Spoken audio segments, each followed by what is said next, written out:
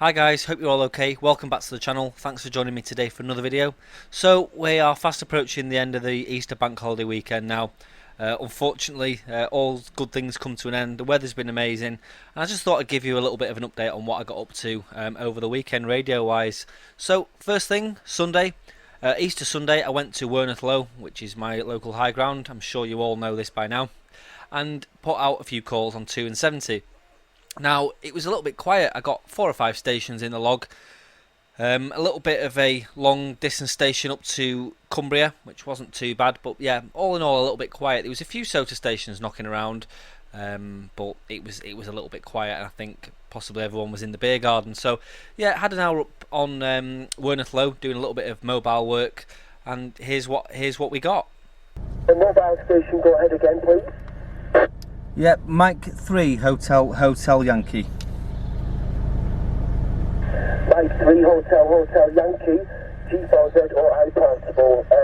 Good audio with me, no S-meter up here, but I'd say you're around about a 3, 5 and 3, Roger. Yep, no worries, G4ZOI Portable, M3HHY Mobile. Just on Werneth Low in Hyde.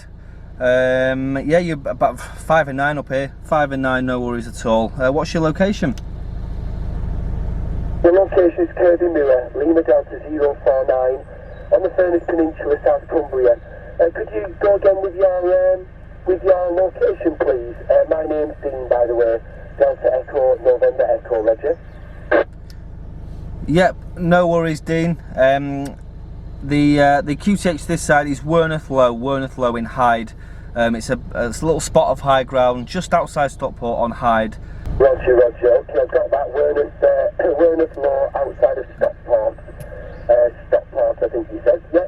Okay, thanks for that. Many thanks. Could you just go with your name, please? Yep, no worries. It's Lewis, Lima Echo Whiskey India Sierra. Roger. Got you there, Lewis. No problem at all. 73. Thanks for the contact. I think there's another station calling, so I won't hold it. Mike 3, Hotel Yankee. Golf 4 Zulu Oscar India Portable. 73, Lewis. Hello CQ on 2 meters. M3HHY Mobile on Werneth Low, calling CQ on 2 and standing by for any calls. M3HHY M0KPH. M0KPH, just stand by, Phil. I'll find a free frequency. Yeah, M0KPH returning. Hello, Lewis. Saw your quick tweet before, so just waiting 2 hours according to the update screen on the PlayStation to install a new game. So I thought perfect time, and I'll come and say hello on the radio and do something that's not digital mode. Yeah, no worries, Phil. Phil, just go in with your location. I forget. I want to say Bury, but I could be wrong. Yeah, it's down at Bears Country Park. The locator's India Oscar 83. Let me just double check now. Yeah, India Oscar 83 Uniform Oscar. Yeah, no worries, Phil. It's a shame you missed the fox hunt. I heard you talking to Robert just beforehand, but it was a fantastic day. It was a real shame you couldn't make it. Yeah, it's my own fault, to be honest. Far too many things on, far too short a memory. When Robert suggested the day, I sort of said, yeah, no problem, sounds a perfect day. I'd already booked up for Pride months in advance of that, but to be honest, I'm not jotting things down these days. I'm just relying on that I've got the slightest idea that I know what I'm doing.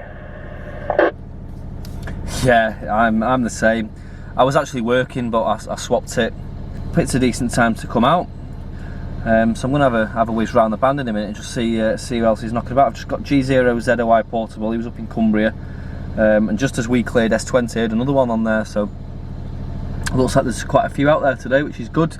Decent weather for it as well. M0KPH M3HHY Mobile. Yeah, did I hear Mike M0XOC there?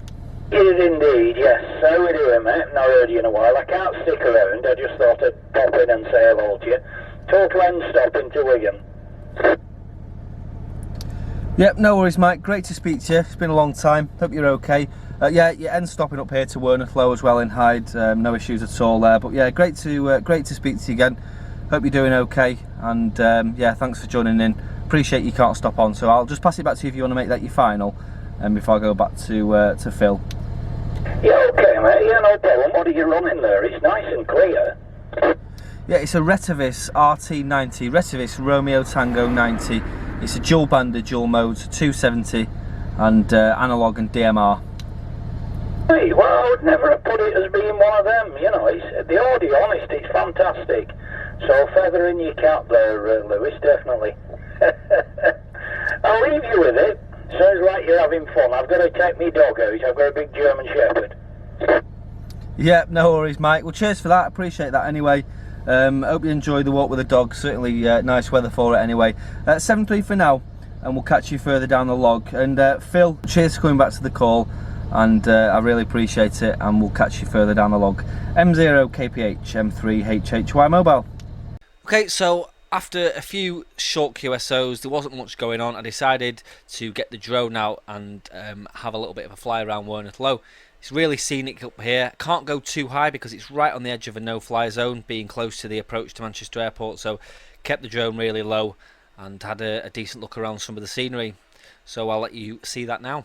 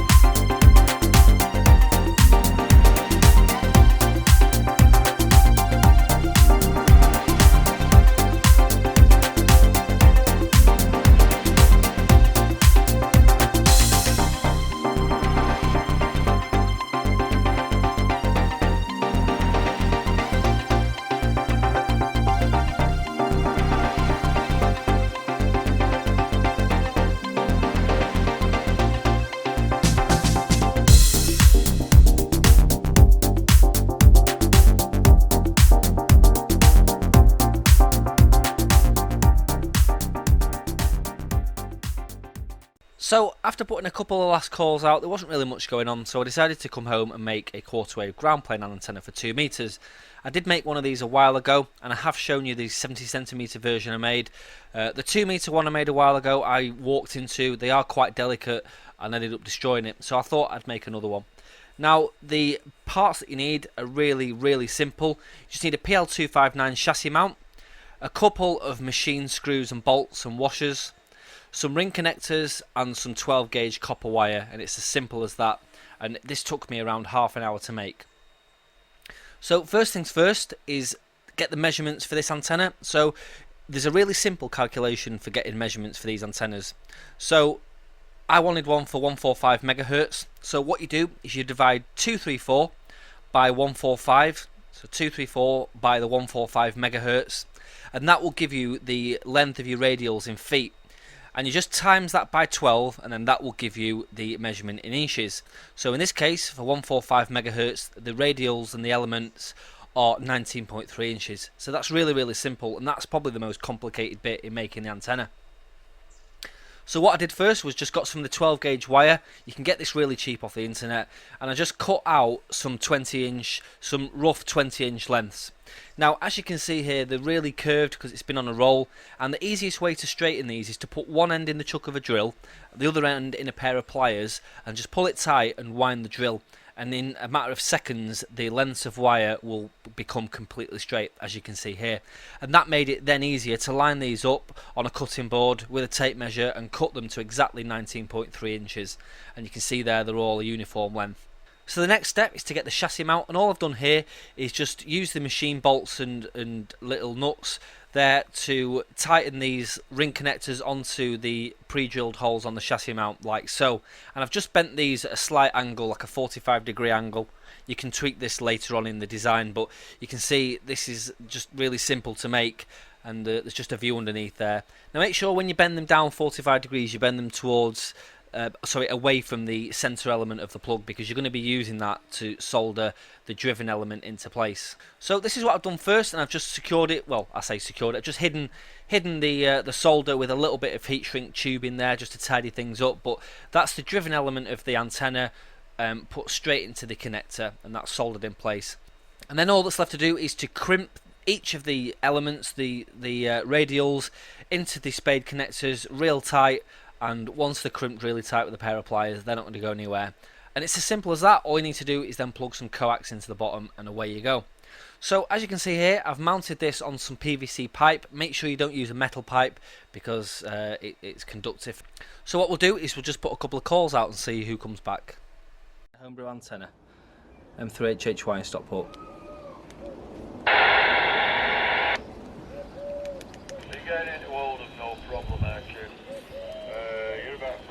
Five and 8, 5 and 9 with me.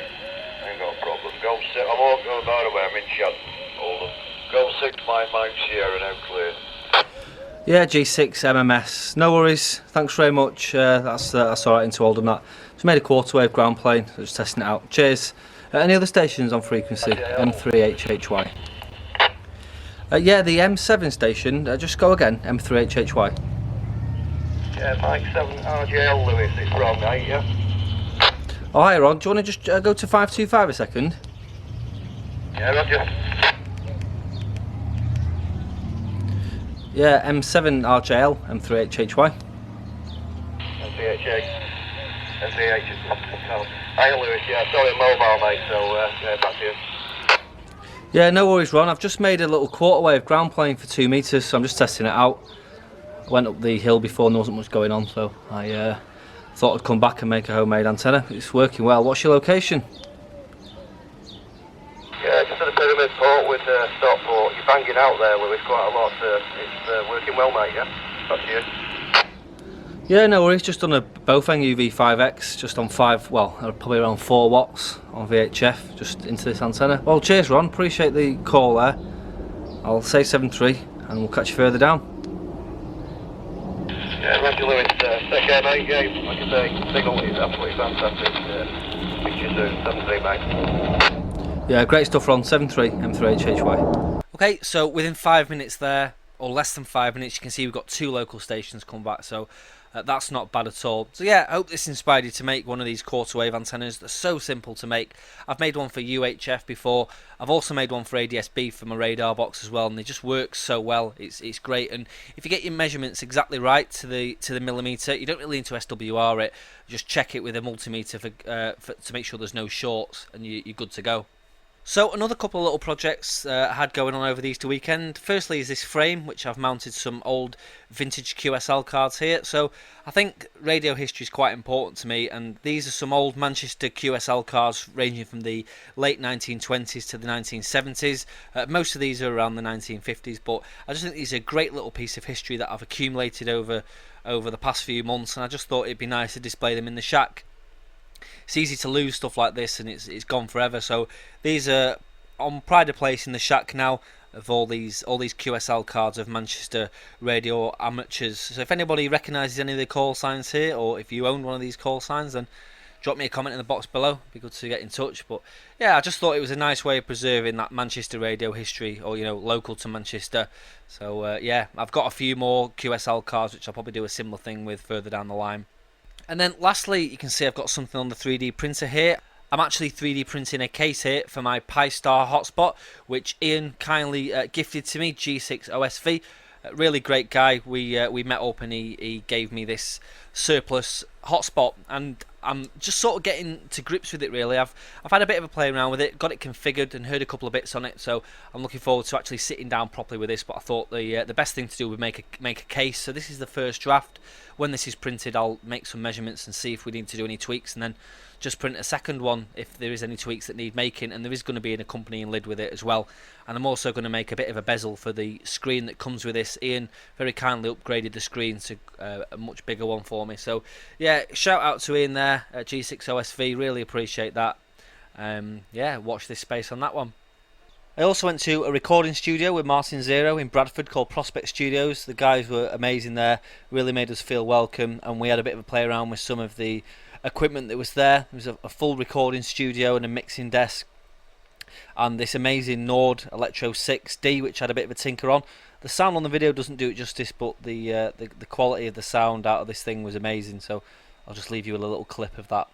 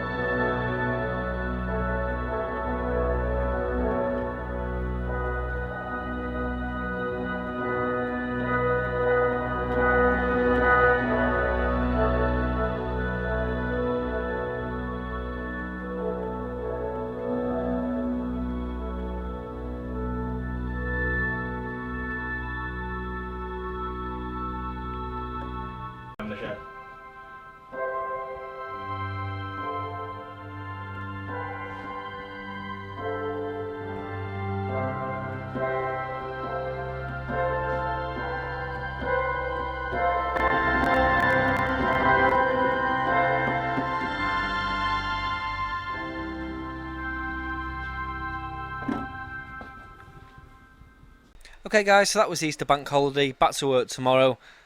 Couple of little weekend projects there, playing around with radio. It was a great weekend.